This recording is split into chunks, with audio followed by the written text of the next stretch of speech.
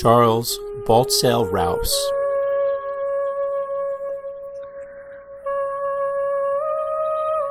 Was born in 1836.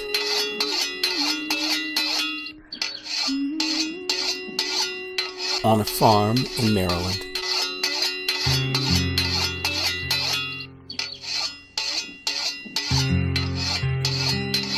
But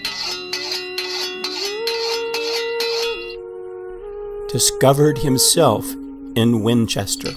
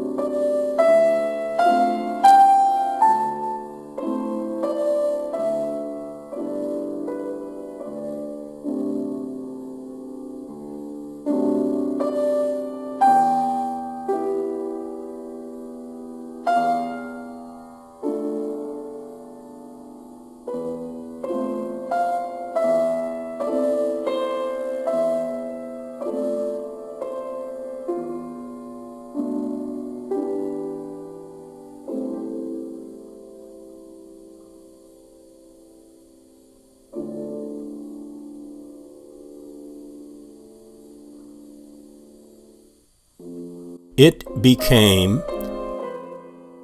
the world of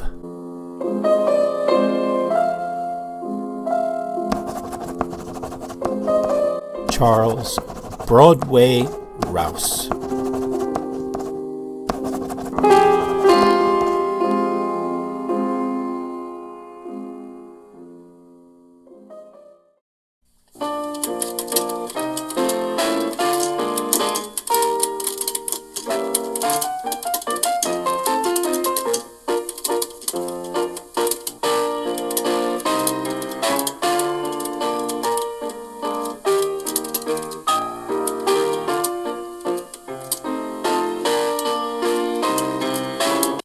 Besides pluck and horse sense, I have always thought that it was that self-confidence that masters all things.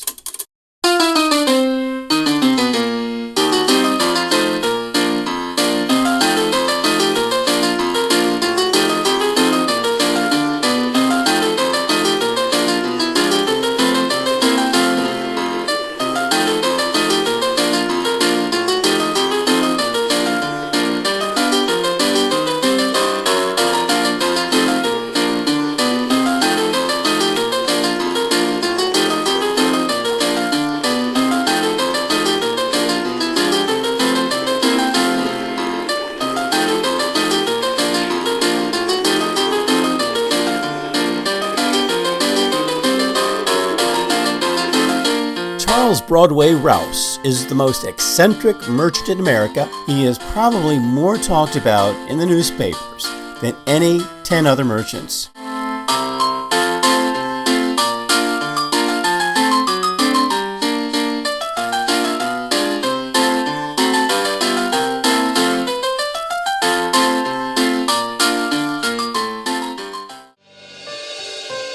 They hated and feared him, having obtained success by methods all his own. He went to auctions and bought entire lots of almost anything for the lowest price possible, then sold, cash only please, at never more than 20 to 25% markup on delivery. His free newsletter engaged 1 million households and retailers worldwide.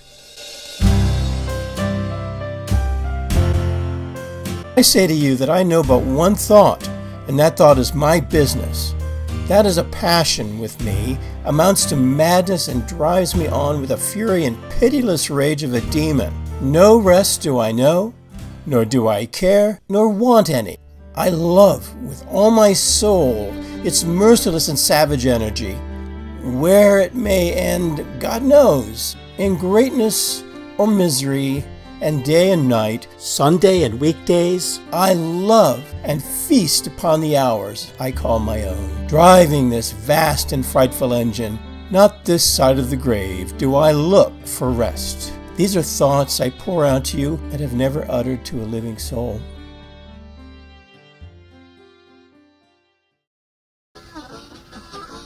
Jump on the steel rails of hard cash.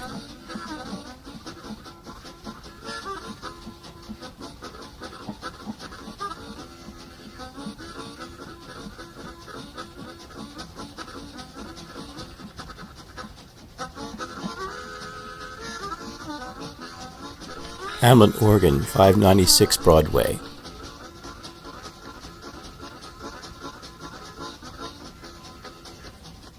Silver-plated ware. Rouss & Company, 549 Broadway.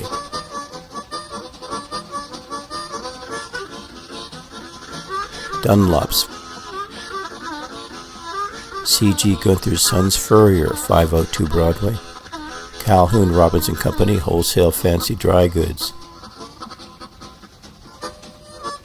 Teft Weller & Company, Wholesale Dry Goods, 322 to 330 Broadway. A.T. Stewart & Company, 280 Broadway.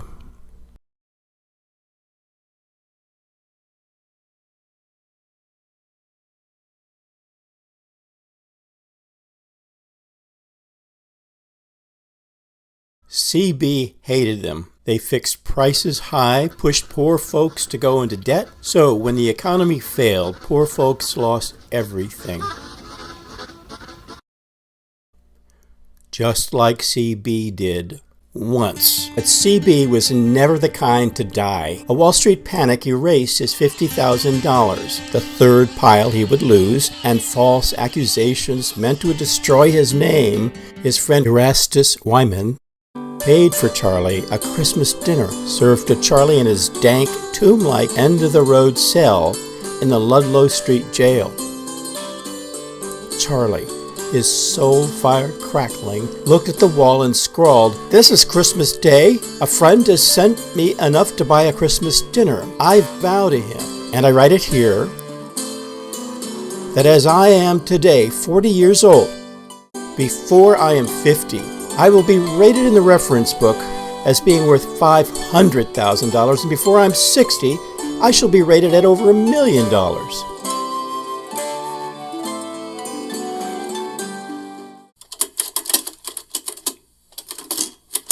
The same black wave swept this writer into annihilation.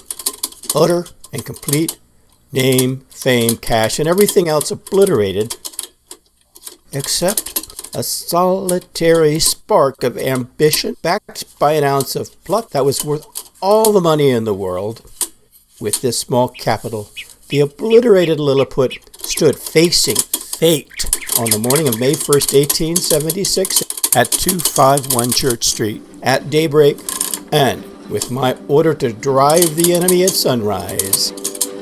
The defiant and omnipotent old tyrant, King Credit, broke and fled on the run and jump at breakneck commercial speed. We have driven him until his backbone is forever gone.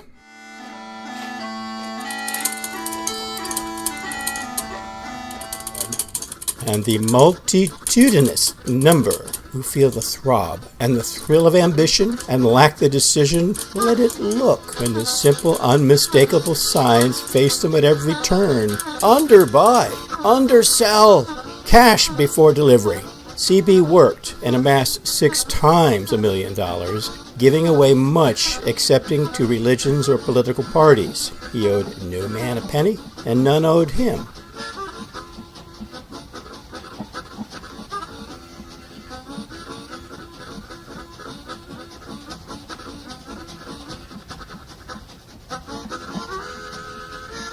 Frequently, the question is asked, how did you do it?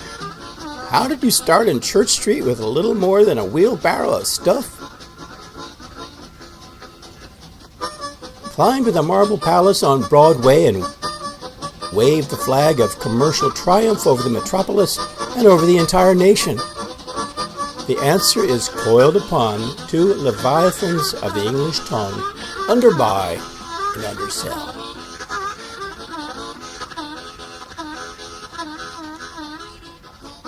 Colonel Robert Ingersoll believes in the religion of humanity. I believe in the humanity of business.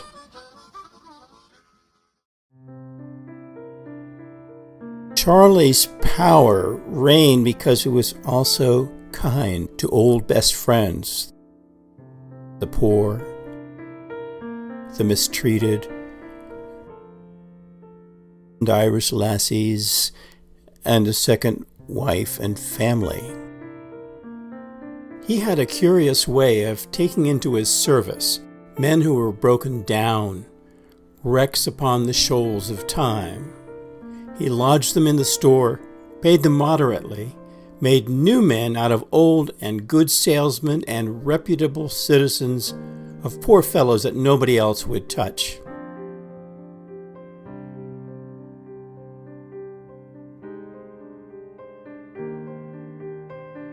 Unique in all things, even his signature, it is a pity he has not had more imitators, Erastus Weimer. Another big shot really likes CB. George Francis Train, born in 1829, died in 1904, organized the Union Pacific Railroad, organized the clipper ship line around Cape Horn to San Francisco, the Continental Hotel, George Train, and C.B. Rouse Encounter.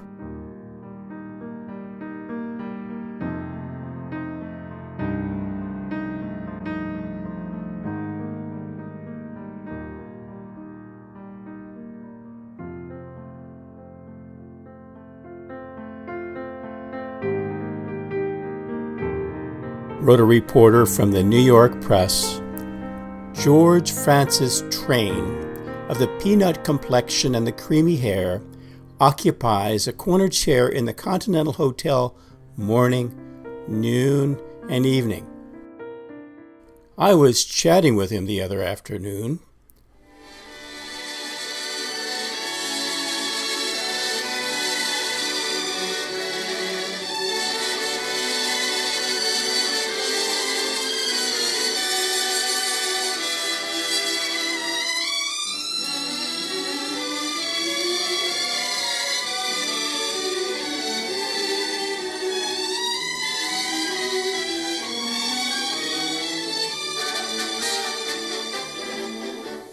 I went round the world in 80 days in the year 70, 2 years before Jules Verne wrote his famous romance La Tour du Monde du 80 Jours, which was founded upon my voyage. Since then, I made 2 tours of the world, one in 67.5 days and the other in 60. The last voyage still stands as the record encircling the globe.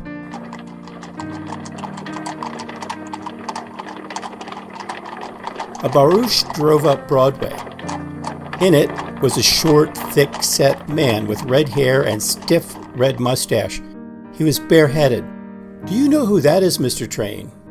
Train sprang up, caught the man's eye, and with great flourish took off his hat. "There goes the only man in New York I take my hat off to, Charles Broadway Rouss."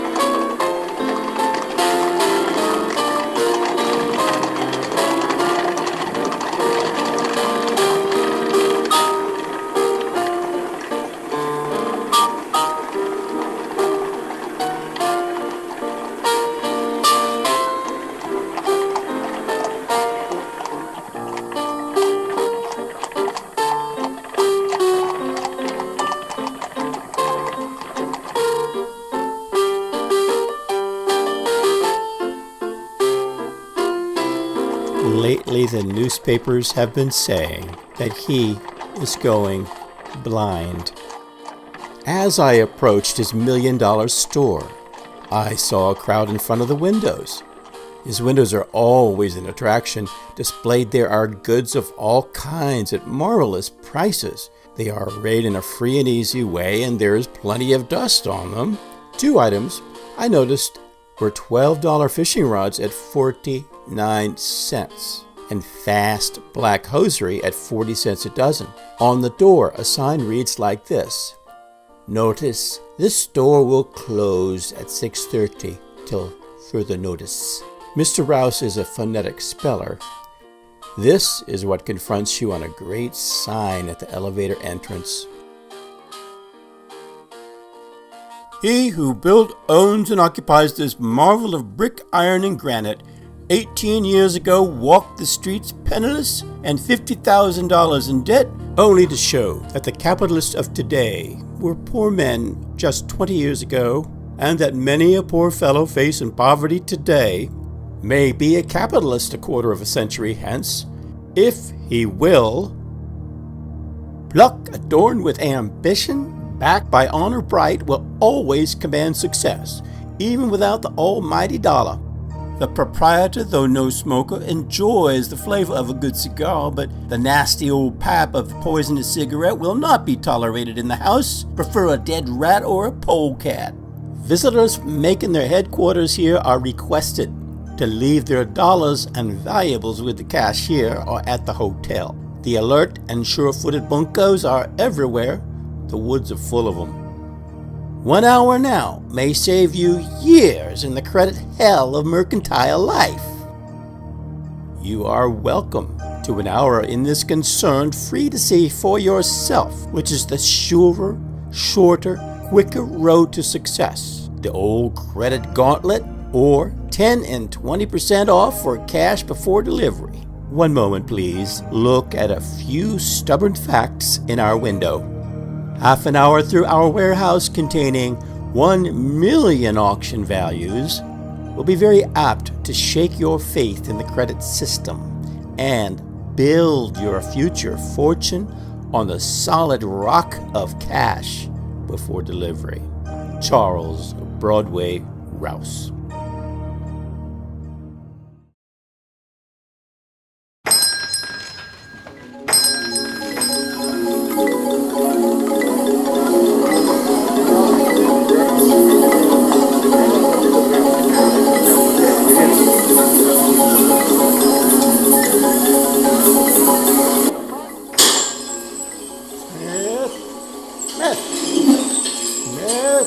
Down the elevator shaft come strange cries. Jones. Men shouting for Smith and Jones and McGinnis, who happen to be wanted somewhere else in the building. McGinnis! McGinnis! McGinnis!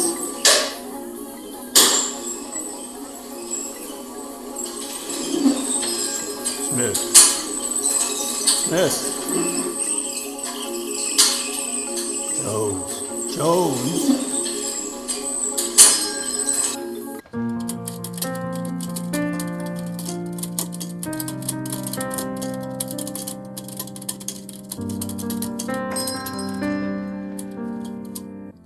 I kept looking at 2 walls covered with pictures, one from the legislature of Virginia, thanking Mr. Rouss for giving Winchester, his native place, $30,000 for its water supply, and diverse others from firemen and all manner of organizations.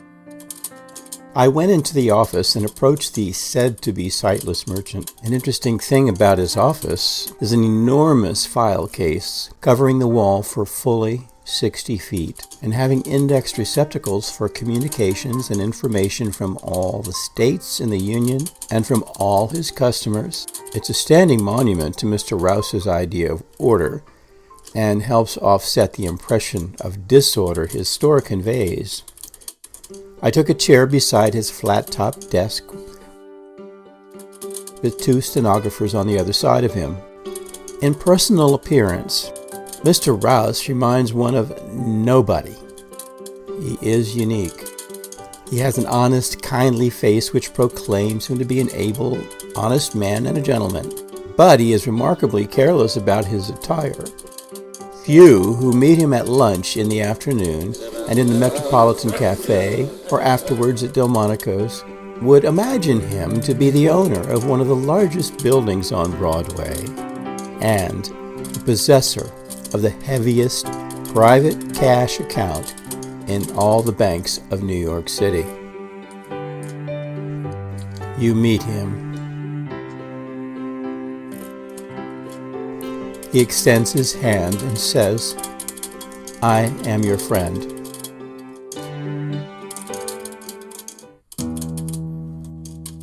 Mr. Rouss, I believe it is $100 a minute to talk to you. Is that the latest quotation? 10 cents an hour today, he said as he turned his eyes upon me and appeared to see all over and through me.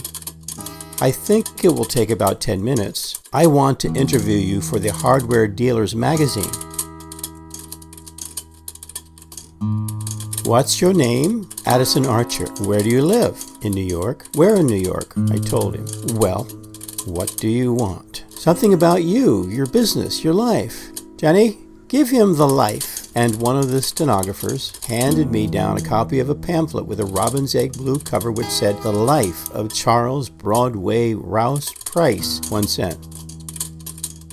It had his picture, and under that famous signature which those who don't know it at sight are never able to decipher, and then this piece of poetry by Charles Mackay.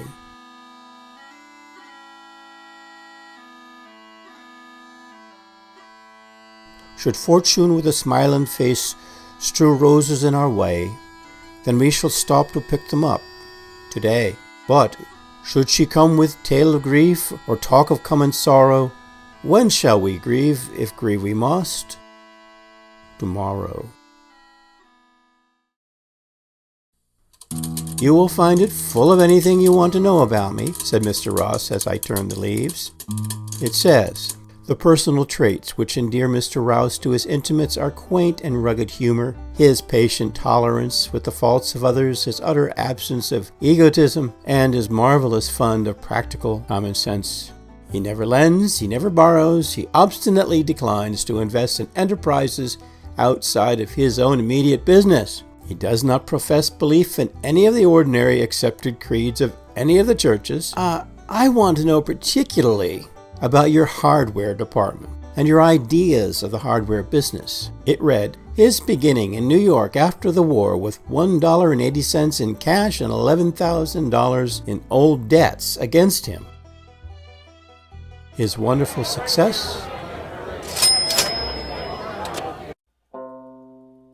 but unfortunate co-partnership. His failure in 1875 for $51,000. He repaid every dollar he owed after he failed in 1875. He settled it with them at 45 cents on the dollar, but when prosperity came to him again, he paid every cent of this outlawed indebtedness. His beginning again at the bottom of the ladder.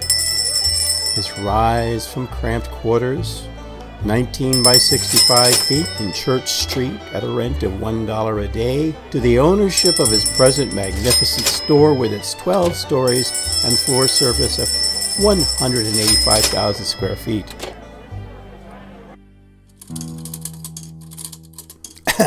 Take the elevator, go right up and see the full floor full of hardware.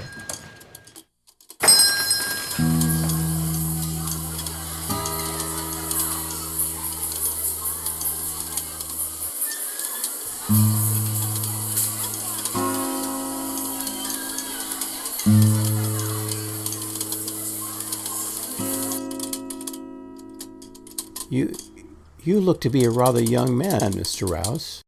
I am 60. I am blind. I cannot see you at all. I would never judge this from the way he looked at me. His eyes were as clear and bright and apparently full of intelligent seeing. How old are you? 32. I wish I were only 32. I would rather have youth than great riches. but you are young in heart and mind. By the way, what time do you get down here in the morning? 6 o'clock. I used to get down at 5 every day in the year, except Sundays. How late do you stay at night? 6 o'clock? But now look at here. You are a stenographer, aren't you? No, but I can take everything you say verbatim. Well, then you can understand that I want to get through with my stenographers before 7 o'clock. I don't like to keep them here after that. Mr. Rouss, what time do you go to bed at night? 8 o'clock. I suppose you are one of those all-night tellers who go to bed 12, 2, 4 o'clock? I sometimes write at night. That isn't right. Do your work in the daytime and get done with it. And go home and go to bed. And dream. My best ideas came in dreams. Go away now, and let me keep on with my work. Goodbye. Goodbye. I'm very much obliged.